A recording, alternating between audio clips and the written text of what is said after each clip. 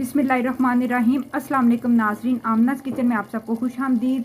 और वीडियो शुरू करने से पहले मेरे चैनल को सब्सक्राइब कर लें, वीडियो को लाइक कर लें और एक दफ़ा दुरूद इब्राहिमी पढ़ लें। आज मैं आपको सब्ज़ी बनाने की एक ऐसी टिप बताऊंगी जो आपसे आज से पहले आपको कभी किसी ने नहीं बताई होगी और बड़ी ही शॉर्ट सी वो टिप है। जब भी आप गोभी बनाएं और आलू बनाएं या कोई भी चीज़ बनाएं, आलू मटर बना रहे हैं, गोभी बना रहे हैं, तो गोभी की एक स्पेसिफिक सी ना स्मेल होती है जो कि पूरे खाने पे हावी हो जाती है।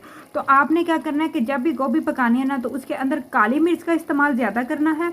और उसके साथ जब गोभी को आपने मतलब कि भुनाई करके जब पानी ऐड करना है, तो पानी के साथ आधा कप दूध ज़रूर ऐड करना है।